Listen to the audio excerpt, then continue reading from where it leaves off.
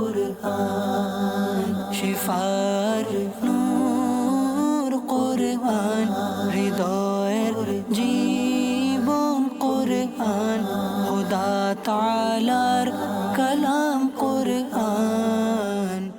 আলহামদুলিল্লাহ রাব্বিল আলামিন আসসালাতু ওয়াসসালামু আলা সাইয়্যিদিল আমবিয়াই ওয়াল মুরসালিন আম্মা বা'দ ফাউযু বিল্লাহি মিনাশ শাইতানির রাজীম বিসমিল্লাহির রাহমানির রাহিম আসসালাতু ওয়াসসালামু আলাইকা ইয়া রাসূলুল্লাহ ওয়া আলা আলিকা ওয়া সাহাবিকা ইয়া হাবিবাল্লাহ আসসালাতু ওয়াসসালামু আলাইকা ইয়া নবিয়াল্লাহ ওয়া আলা আলিকা ওয়া সাহাবিকা ইয়া নূরাল্লাহ। মাদানী চ্যানেলের দর্শকবৃন্দ, দরুদে পাকের অগণিত ফজিলত ও বারাকাত রয়েছে। আল্লাহ তাআলার প্রিয় হাবিব সর্বশেষ ও সর্বশ্রেষ্ঠ নবী মুহাম্মদ রাসূলুল্লাহ সাল্লাল্লাহু আলাইহি ওয়াসাল্লাম ইরশাদ করেন, যে ব্যক্তি আমার প্রতি দৈনিক 50 বার দরুদ শরীফ পাঠ করবে, কিয়ামতের দিন আমি তার সাথে মুসাফা করব। সুবহানাল্লাহ। আল্লাহর প্রিয় মাহবুব সাল্লাল্লাহু আলাইহি ওয়াসাল্লাম যার সাথে মুসাফা করবেন, আল্লাহু আকবার, তার অবস্থা কি হবে? নিঃসন্দেহে সে কল্যাণকামীদের, নাজাত প্রাপ্তদের অন্তর্ভুক্ত হবে। অতএব আমাদের উচিত এই হাদিসে পাকের উপর আমল করতে গিয়ে আমরা যেন প্রতিদিন কমপক্ষে 50 বার দুরূদ শরীফ পাঠ করি। আল্লাহ তাআলা সেই তৌফিক দান করুন।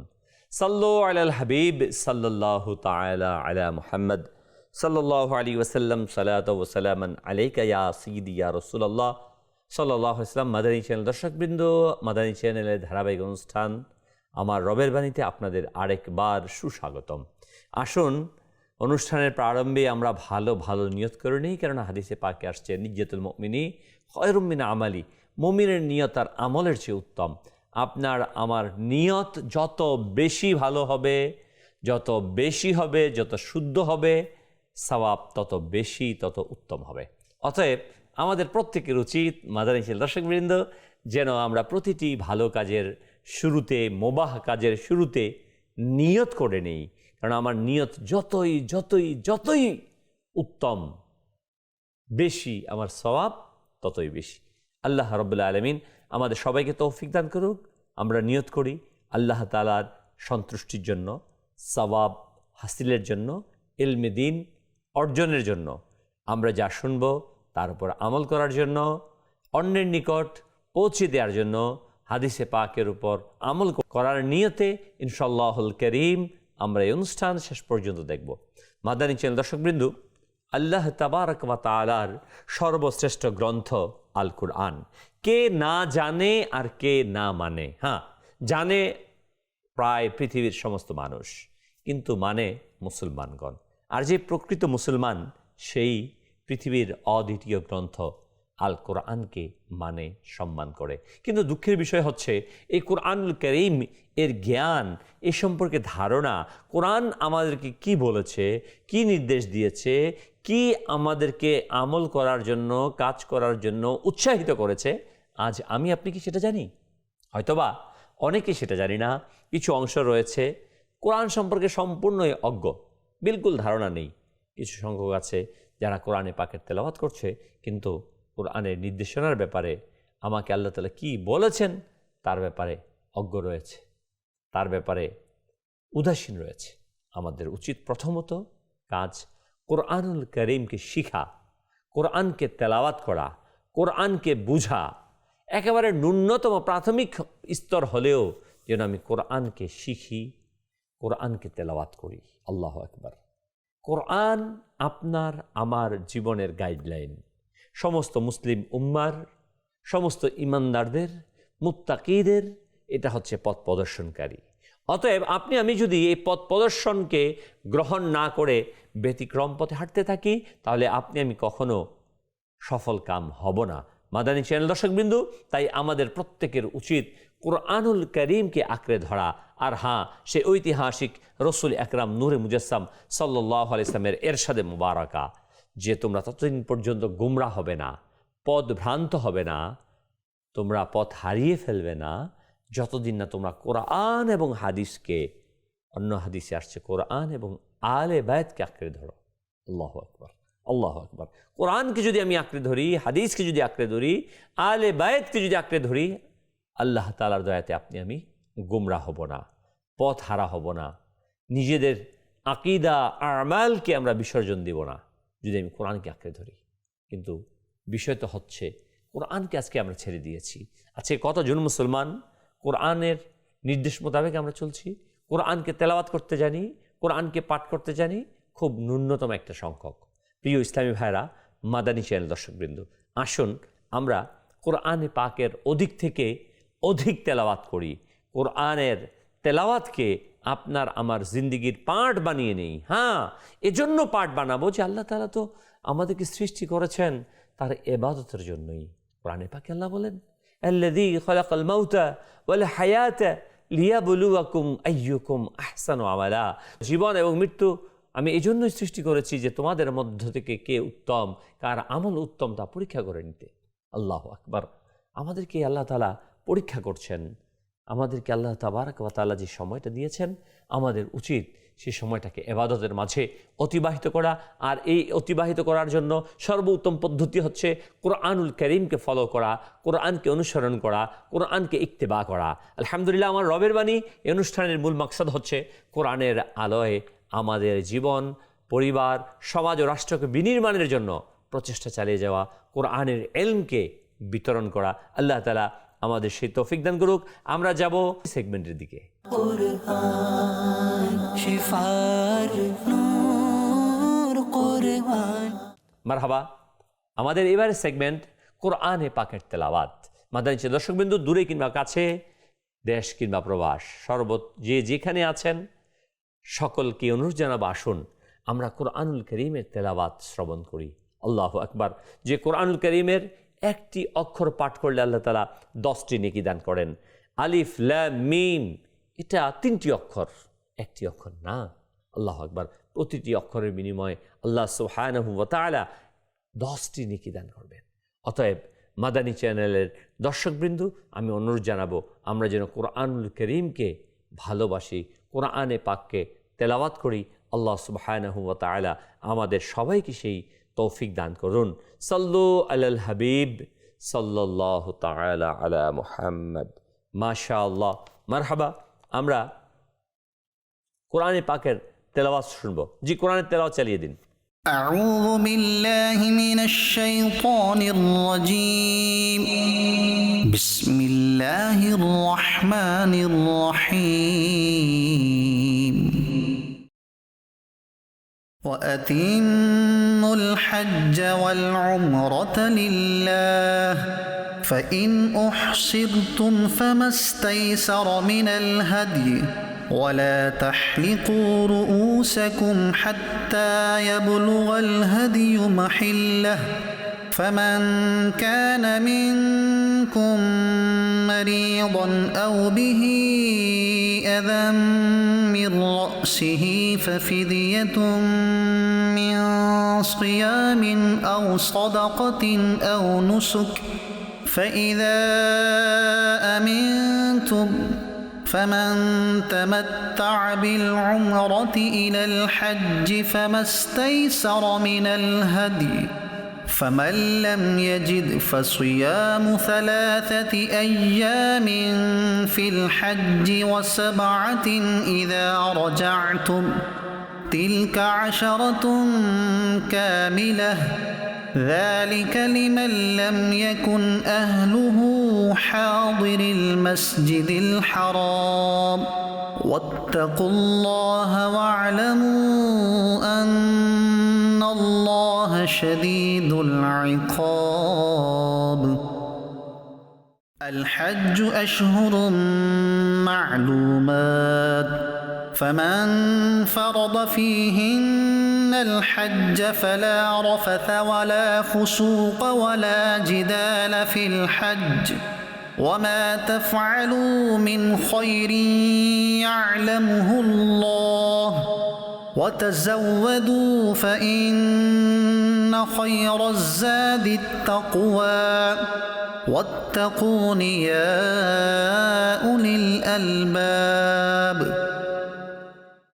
ليس عليكم جناح أن تبتغوا فضلا من ربكم فإذا أفضتم من عرفات فاذكروا الله عند المشعر الحرام واذكروه كما هداكم وإن كنتم من قبله لمن الضالين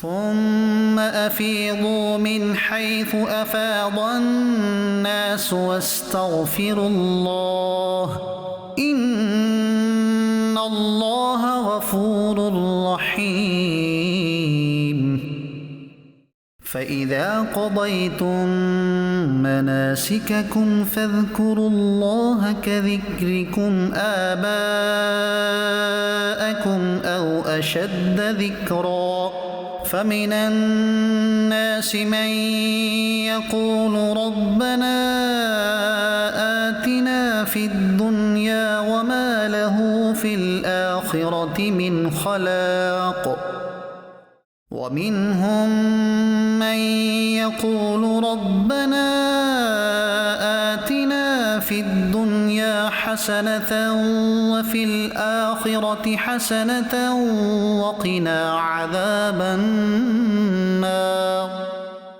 أولئك لهم نصيب مما كسبوا والله سريع الحساب واذكروا الله في أيام معدودات فمن تعجل في يومين فلا إثم عليه ومن تأخر فلا إثم عليه لمن اتقى واتقوا الله واعلموا أنكم إليه تحشرون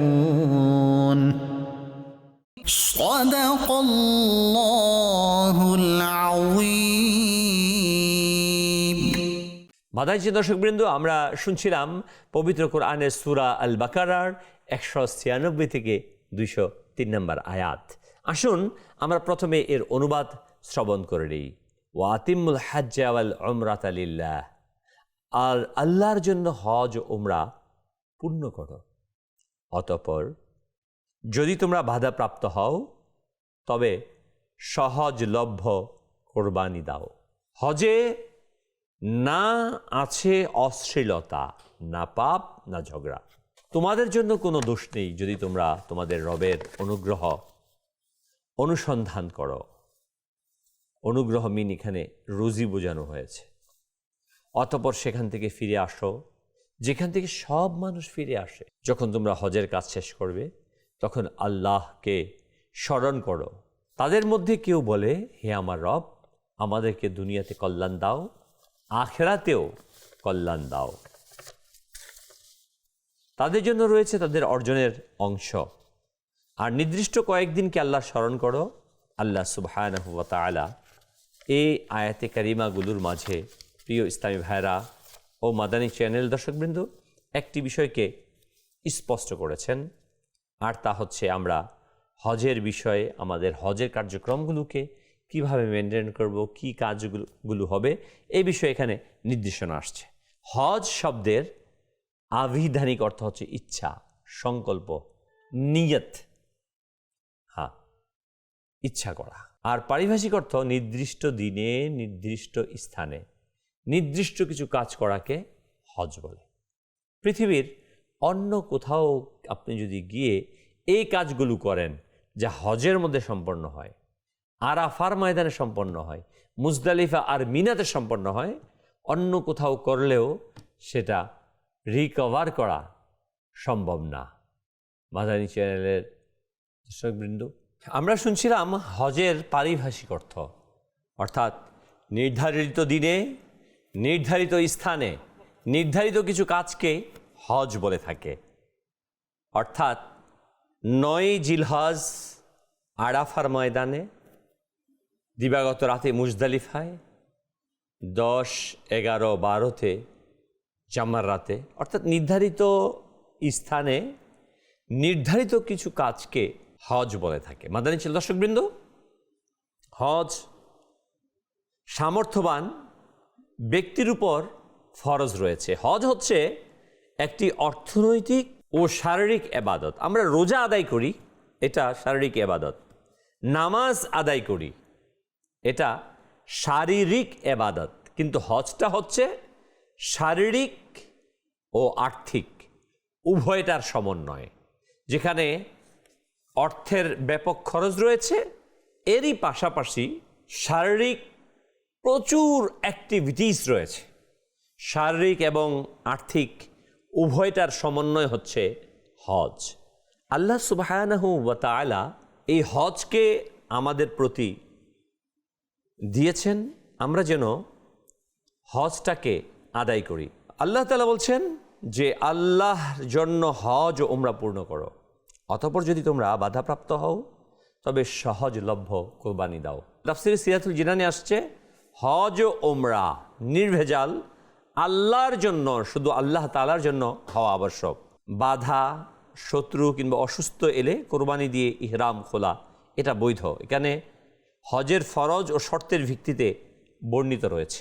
প্রিয় ইসলামী ভাইরা ও মাদানী চ্যানেলের দর্শকবৃন্দ, আল্লাহ সুবহানাহু ওয়া তাআলা আমাদের প্রতি যে হজ ফরজ করেছেন, হজ কার উপর ফরজ?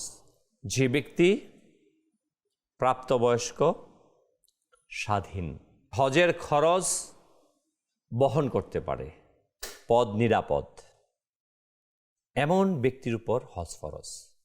অর্থাৎ আমি যদি সহজভাবে আরও বলতে চাই যে আপনি যদি বর্তমান সময়ে কমবেশ 7 লাখ টাকার মালিক হন,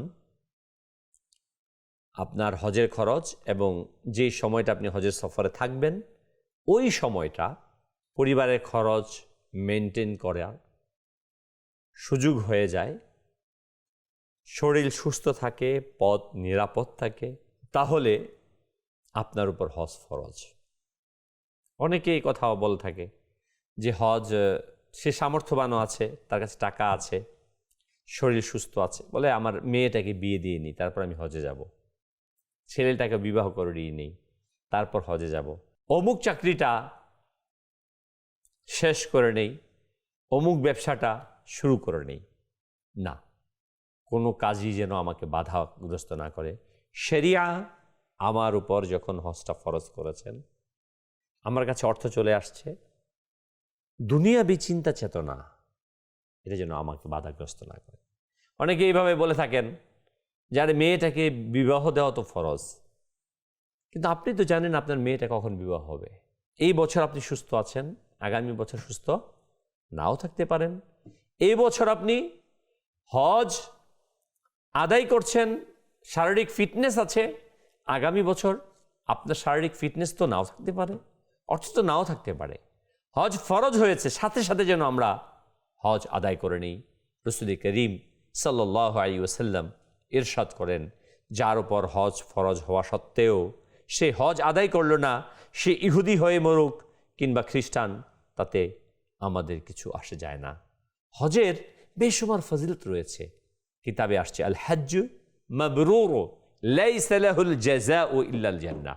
মাবরুর হজের, মকবুল হজের সওয়াব হচ্ছে, বিনিময় হচ্ছে জান্নাত।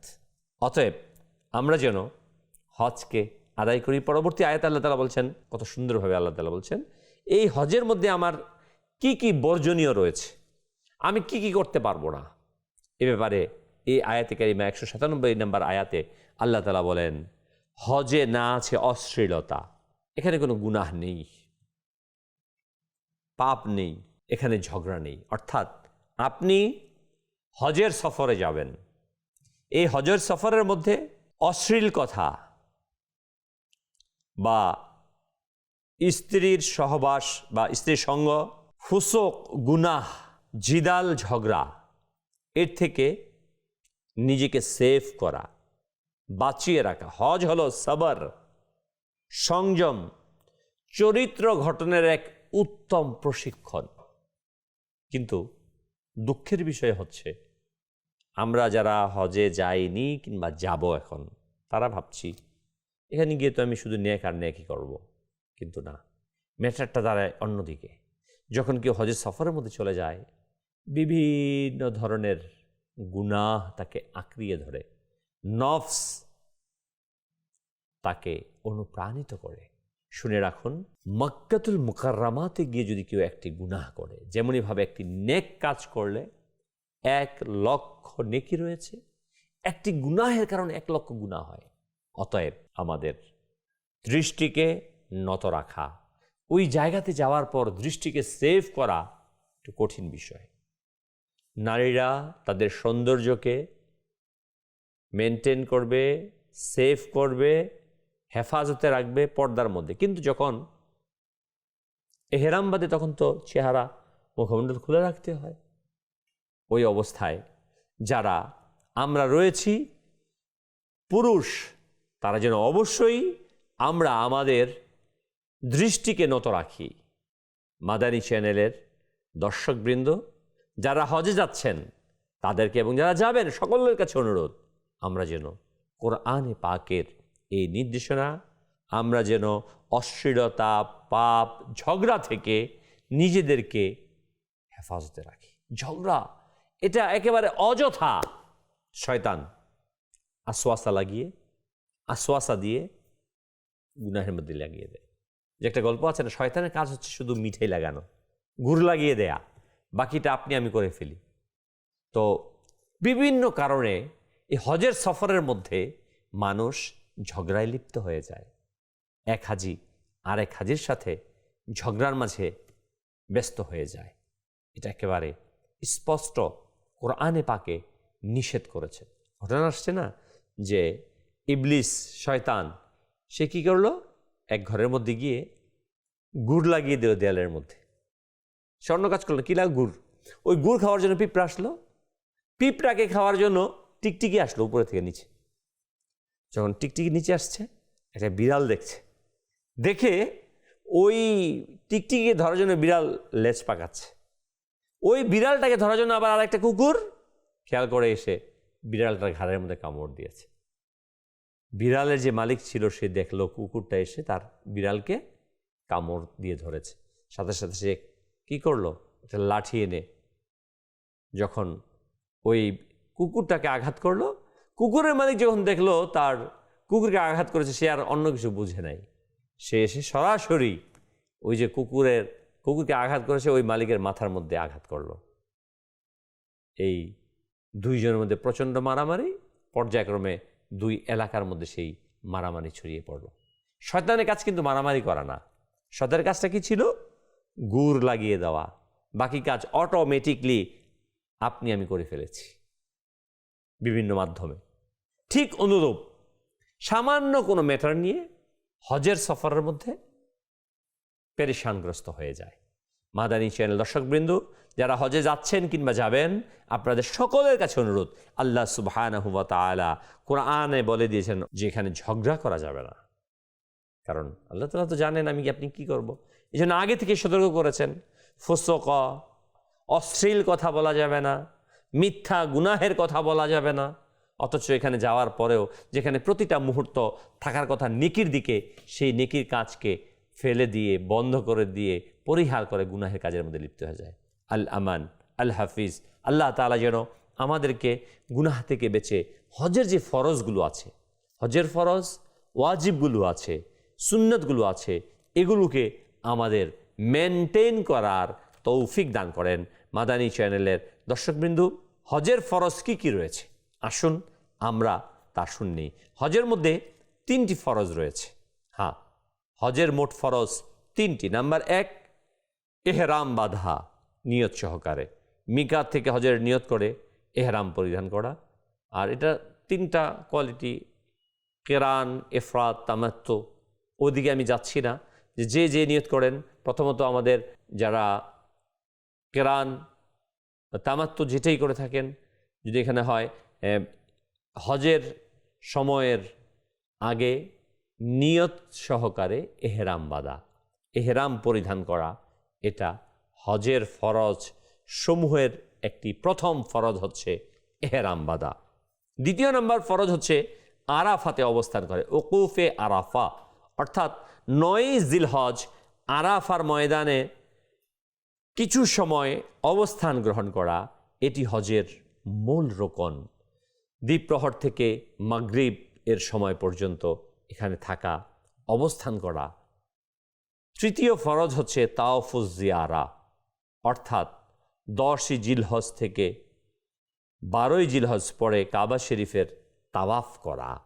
এটা হচ্ছে হজের ফরজ সমূহের একটি। হজের মোট ফরজ 3টি: এহরাম বাঁধা, আরাফার ময়দানে অবস্থান করা, কাবাতুল্লাহর জিয়ারত করা। নির্ধারিত দিনটা হচ্ছে একটা, যেটা হচ্ছে 9 জিলহজ। ওই দিনই আরাফার ময়দানে অবস্থান গ্রহণ করা, দ্বীপ্রহর থেকে নিয়ে শুরু করে সূর্যাস্তের মাঝে কিছু এই অংশটাতে এটা ফরজ রয়েছে। অতএব মাদানী চ্যানেল দর্শকবৃন্দু, আমরা জানতে পারলাম হজের ফরজ আর হজের ওয়াজিব রয়েছে 6টি: মুজদালিফাতে অবস্থান করা, রাতের যে কোনো সুবহে সাদিকের পর থেকে নিয়ে সূর্য উদয়ের আগ পর্যন্ত সময় এখানে কিছু অংশ অবস্থান করা, এটা ওয়াজিব রয়েছে। জামাররাতে, অর্থাৎ শয়তান যাকে বলে থাকে জামাররা, সেখানে পাথর নিক্ষেপ করা। সাফা এবং মারওয়া সাই করা। কোরআনে পাকে আল্লাহ বলেছেন, নিশ্চয়ই সাফা এবং মারওয়া আল্লাহর নিদর্শন সমূহের মধ্যে একটি নিদর্শন। এই নিদর্শনে যা হজরতে মা হাজরা রাদিয়াল্লাহু তাআলা আনহা এর স্মৃতি মিশে আছে এই হজের ওয়াজিবের মধ্যে। হজের ওয়াজিবগুলো, ফরজগুলো অধিকাংশই দেখা যায় আলহামদুলিল্লাহ কোনো নবী এবং রসুলদের স্মৃতিচারণ। তাদের ওই কাজগুলো আমাদেরকে স্মরণ করিয়ে দেয় হজের সময়। প্রিয় ইসলামী ভাইরা, আর হজের আরেকটি ওয়াজিব হচ্ছে কোরবানি করা। হজে তামাত্তু কিংবা কেরান, কোরবানি করা, তবে শুকর আদায় করা, মাথা মুন্ডন করা বা কসর ছোট করা, চুল কাটা, বিদায়ী তাওয়াফ করা। হজ সম্পন্ন হওয়ার পর কাবা শরীফে বিদায়ী তাওয়াফ করে সেখান থেকে বিদায় নেওয়া। হজের অনেকগুলো সুন্নতে কারিমা রয়েছে, যেমন এহরামের আগে গোসল করা, সুগন্ধি ব্যবহার করা, 2 রাকাত নামাজ পড়ে এহরাম বাঁধা, তালবিয়া বেশি বেশি পাঠ করা, তাওয়াফে রমল ও ইজতিবা করা, হাজারে আসওয়াদ সম্ভব হলে চুম্বন করা, জমজমের পানি পান করা, 8 জিলহজ মিনায় অবস্থান করা, বেশি বেশি দোয়া, জিকির, তাসবিহ, তাহলিল পাঠ করা। আমরা শুনছিলাম হজের ফরজ, ওয়াজিব এবং কিছু সুন্নতে কারিমা প্রসঙ্গে। মাদানী চ্যানেলের দর্শকবৃন্দ, আমাদের প্রত্যেকের উচিত যেন এই হজের সফরটাকে গুনাহ মুক্ত করা। আমরা যাব পরবর্তী সেগমেন্টের দিকে। কুরআন শিফার নূর কুরআন। মাশাআল্লাহ, মারহাবা, সাল্লাল্লাহু আলাল হাবিব সাল্লাল্লাহু তাআলা আলা মুহাম্মদ। জি, ভিডিও চালিয়ে দিন। আসসালামু আলাইকুম ওয়া রাহমাতুল্লাহি ওয়া বারাকাতুহু। ইসলামিক শরিয়া মোতাবেক জীবনযাপন করার কৌশলগুলো আমার রবের বাণী অনুষ্ঠান থেকে খুব সহজেই শেখা যায়। দিন প্রচারের এই মহতী প্রচেষ্টার জন্য মাদানী চ্যানেলকে অসংখ্য ধন্যবাদ। আসসালামু আলাইকুম রহমতুল্লাহি ওবরাকাতুহু। আমার নাম মোহাম্মদ আলমগীর হুসাইন আত্তারি। সরাসরি দর্শকদের প্রশ্নের উত্তর ও সমসাময়িক বিষয়ে আমার রবের বাণী অনুষ্ঠানে যে আলোচনা হয় তা বর্তমান সময়ের জন্য অত্যন্ত জরুরি। মাদানী চ্যানেল বাংলার এই অগ্রযাত্রা অব্যাহত থাকুক। মাশাআল্লাহ, মারহাবা। যে সকল ইসলামী ভাই ভিডিও বার্তার মাধ্যমে আমাদের সাথে সম্পৃক্ত হয়েছেন, আপনাদের আন্তরিক মুবারকবাদ। আল্লাহ তাআলা আপনাদের এই খিদমতকে কবুল করুক। আমাদের এই অংশগ্রহণ মাদানী চ্যানেল দর্শকবৃন্দ, আপনিও আপনার মতামত জানাতে পারেন ভিডিও এবং অডিওর মাধ্যমে। আপনারা মাদানী চ্যানেলে চলমান এই হোয়াটসঅ্যাপ নাম্বারে ভিডিও কিংবা অডিও পাঠিয়ে দিন। যদি সম্ভব হয় আমরা চেষ্টা করব আপনাদের অডিও কিংবা ভিডিও মাদানী চ্যানেলে অন এয়ার করার জন্য। এটা আপনাদের অনুষ্ঠান, আপনাদের সম্পৃক্ততায় আমাদের এই অনুষ্ঠান আরও সৌন্দর্যমণ্ডিত করবে ইনশাআল্লাহুল করিম। সাল্লু আলাল হাবিব সাল্লাল্লাহু তাআলা আলা মুহাম্মদ সাল্লাল্লাহু আলাইহি ওয়াসাল্লাম। সালাতু ওয়া সালামান আলাইকা ইয়া সাইয়্যিদি ইয়া রাসূলুল্লাহ। প্রিয় ইসলামী ভাইরা ও মাদানী চ্যানেলের দর্শকবৃন্দ, আমরা সূরা আল বাকারার 196 থেকে 103 নম্বর আয়াতের প্রাসঙ্গিক আলোচনা শুনছিলাম। আমরা 197 আয়াত তেলাওয়াতের এবং অনুবাদ এবং প্রাসঙ্গিক আলোচনা শুনলাম। এখন শুনবো 198 নম্বর আয়াতে। তোমাদের জন্য কোনো দোষ নেই যদি তোমরা আল্লাহর অনুগ্রহ, রবের অনুগ্রহ রুজি অনুসন্ধান করো। এখানে রবের অনুগ্রহ বলতে ব্যবসা, হালাল বৈধ ব্যবসাকে বুঝানো হয়েছে। হজের সময় ব্যবসা করা এবাদতের বাইরে যে সময়, এটা বৈধ, তবে নিয়ত থাকতে হবে ওই এবাদতটাও যেন আমার অবশ্যই সেটা যেন কোনো অবস্থাতেই দুনিয়াবী চিন্তা চেতনার সাথে না হয়, এটা এবাদত হিসেবে আমরা গ্রহণ করতে পারবো। এবং শুধু যেন আমাদের হজের উদ্দেশ্য ব্যবসায়ী না হয়, বরং এটার অংশ বলা হয়েছে যে এটা আমরা করতে পারবো। প্রিয় ইসলামী ভাইরা ও মাদানী চ্যানেল দর্শকবৃন্দু, অতঃপর আল্লাহ সুবহানাহু ওয়া তাআলা ইরশাদ করেন, তারপর সেখান থেকেই ফিরে আসো যেখান থেকে সব মানুষ ফিরে আসে। তাফসীরের মধ্যে আসছে, আরাফাত থেকে সবাই একসাথে ফেরার নির্দেশ দিয়েছেন। ইসলাম অহংকার ভেঙে সমতা প্রতিষ্ঠা করেছে। আল্লাহু আকবার কাবীরা, আল্লাহু আকবার। সেখান থেকে ফিরে আসা অর্থাৎ হজের এক এক সময় গিয়ে প্রবেশ করে এক এক জায়গা থেকে বিভিন্ন কাজগুলো, আরাফা ব্যতীত অন্যান্য যেই ব্যাপারগুলো আছে, যেমন কাবা শরীফের তাওয়াফটা, এটা আগে পরে করে বিভিন্ন নির্ধারিত দিনের মধ্যে বিভিন্ন টাইমে ইহরামও বাঁধে, কিন্তু যখন আরাফা অবস্থান করে সেখান থেকে ফিরে আসে কিন্তু সব একই সাথে, সূর্যাস্তের পর সব একসাথে হাঁটতে থাকে। সেখানে উঁচু নিচু বড় ছোট কোনো পৃথক নেই, সাদা কালো। আল্লাহু আকবার, আল্লাহু আকবার। মুজদালিফাতে আসার পর সেখানে আলহামদুলিল্লাহ আল্লাহ তাআলার দয়াতে সকলেই পুরো রাত অতিবাহিত করে খোলা আসমানের নিচে, জমিনের উপর। আল্লাহু আকবার, আল্লাহু আকবার। আল্লাহ তাআলার বিধানটা দেখেন, উঁচু নিচু ধনী মধ্যম সকল শ্রেণীগুলোকে আল্লাহ তাআলা এক করে দিয়েছেন। সবাই খালি আসমানের নিচে অবস্থান করছে, ইবাদত করছে। অহংকার করে কেউ এদিক সেদিক যাওয়ার জায়গা নেই। অতএব ইসলাম ওই ধর্ম যা আপনাকে আমাকে অত্যন্ত সুন্দরভাবে একটি পর্যায়ে পৌঁছে দিয়েছে। মাদানী চ্যানেলের দর্শকবৃন্দ, আমাদের উচিত যেন আমরা এই হজটাকে আদায় করি, গুনাহ থেকে বাঁচি, এবং যে সকল নির্দেশনাগুলো রয়েছেন আমরা এগুলোকে বাস্তবায়ন করি। আল্লাহ সুবহানাহু ওয়া তাআলা আমাদের সেই তৌফিক দান করুন। আল্লাহ সুবহানাহু ওয়া তাআলা অতঃপর ইরশাদ ফরমান, যখন তোমরা হজের কাজ শেষ করবে তখন আল্লাহকে স্মরণ করো। জাহিলি যুগে মানুষ বংশগত গৌরব বলতো, ইসলাম বলেছেন আল্লাহ তাআলার জিকির করো। হজের পরেও জীবনভর ইবাদতের ধারাবাহিকতাকে মেনটেইন করা। হ্যাঁ, হজ করে ফেললাম, ব্যাস শেষ, হাজি সাহেব হয়ে গেছি, না। হজ করা, গুনাহ থেকে বাঁচা, পরবর্তী জীবনে আল্লাহকে স্মরণ করতে থাকা, অর্থাৎ আল্লাহ তাআলার ইবাদতের মধ্যে মশগুল থাকা, গুনাহের মধ্যে লিপ্ত না হওয়া, বেহায়াপনাতে লিপ্ত না হওয়া, মানুষের হক আত্মসাৎ করা থেকে নিজেকে বাঁচিয়ে রাখা, আত্মসাৎ না করা। প্রিয় ইসলামী ভাইরা, এই কাজগুলো আমাদেরকে আল্লাহ তাআলা স্মরণ করিয়ে দিয়েছেন। এবং হাদিসে পাকে আসছে যে হজ করার পর তার পূর্ববর্তী জীবনের অভ্যাস, বদ অভ্যাসগুলো ছেড়ে দিল, গুনাহের অভ্যাসগুলো ছেড়ে দিল। হজ কবুলিয়তের একটি নিশানা হচ্ছে যে তার মাঝে যে খারাপ গুণগুলো ছিল, ওই খারাপ গুণগুলো চলে যাবে, উত্তম বৈশিষ্ট্য তার মাঝে চলে আসবে। এটা হজ কবুলিয়তের বৈশিষ্ট্যের একটি বৈশিষ্ট্য। ইনশাআল্লাহ আমরা আরও এই বিষয় নিয়ে আলোচনা করব। আমরা যাব পরবর্তী সেগমেন্টে। জি, আমাদের সেগমেন্ট কুরআন শিফার নূর কুরআন। মাশাআল্লাহ, মারহাবা, আন্তরিক মোবারকবাদ।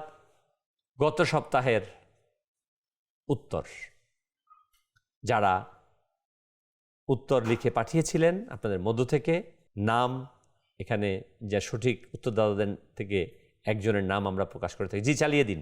কুরআন শিফার নূর কুরআন, হৃদয়ের জীবন কুরআন, খোদা তাআলার কালাম কুরআন। মাশাআল্লাহ, মারহাবা, বারাকাল্লাহ। গত সপ্তাহের প্রশ্ন এবং উত্তর আমরা জেনে নিলাম এবং আমাদের বিজয়ী, তার নাম আমরা দেখে নিলাম। বিজয়ীকে আন্তরিক মোবারকবাদ। জি, পরবর্তী সেগমেন্ট। কুরআন শিফার নূর কুরআন। মাশাআল্লাহ, আজকের প্রশ্ন। জি, মাদানী চ্যানেল দর্শকবৃন্দ, আপনারা যে যেখান থেকে দেখতে পাচ্ছেন, কাছে কিংবা দূরে, দেশ প্রবাসের সকলকে বলবো, আপনারা চেষ্টা করুন এই কোরআনের প্রশ্ন উত্তরগুলোকে জেনে নেয়ার। প্রশ্ন উত্তরগুলোকে জানা, এর উদ্দেশ্য এটাই, এই প্রশ্নগুলো করার আপনাদের উদ্দেশ্যে, এটা নেয়ার উদ্দেশ্য একটাই যে কোরআন সম্পর্কে আপনার ধারণা, আপনার জ্ঞান যেন পরিপূর্ণ থাকে, স্পষ্ট থাকে। দেখুন আজকে দুনিয়ার কত জ্ঞান আমাদের কাছে আছে, এই সম্পর্কে সেই সম্পর্কে কত কিছুই না আমরা দেখে থাকি, কিন্তু কোরআনুল কারীমের জ্ঞান আমাদের কাছে একেবারেই অল্প পরিসরে আছে। এই মাদানী চ্যানেলের ধারাবাহিক অনুষ্ঠান আমার রবের বাণী অনুষ্ঠানের প্রশ্ন উত্তর উদ্দেশ্যই হচ্ছে কোরআন সম্পর্কে আমাদের জানা, কোরআন সম্পর্কে আমাদের জ্ঞান অর্জন করা। আমি আপনাকে বলবো আজকে আমরা কোরআন থেকে দূরে সরে যাচ্ছি, কোরআনী জ্ঞান থেকে দূরে সরে যাচ্ছি, যার কারণে আমরা পেরেশানগ্রস্ত হচ্ছি। মুসলিম উম্মাহ দিকে দিকে আজ দিগ্ভ্রান্ত হচ্ছে, মজলুমের জীবন অতিবাহিত করছে, জালিম আমাদের প্রতি জুলুম করছে। এর কারণ আমরা কোরআনকে ছেড়ে দিয়েছি। আসুন মাদানী চ্যানেল দর্শকবৃন্দ, আমরা কোরআনকে আঁকড়ে ধরি, কোরআনের রঙে রঙিন হই, তাহলে আমরা উভয় জাহানে সফল কাম হব। আল্লাহ তাআলা আমাদের সবাইকে সেই তৌফিক দান করুক। জি, আজকের প্রশ্ন চালিয়ে দিন। কুরআন শিফার নূর, কুরআন হৃদয়ের জীবন, কুরআন খোদা তাআলার কালাম, কুরআন। মাদানী চ্যানেল দর্শকবৃন্দ, আমরা যার যার অবস্থান থেকে এর উত্তরগুলো পাঠিয়ে দেই। আল্লাহ রাব্বুল আলামিন আমাদের সবাইকে সে তৌফিক দান করুক। আল্লাহ তাবারক ওয়া তাআলা কোরআনুল কারীমের মাঝে হজের এই অংশের মধ্যে ইরশাদ করেন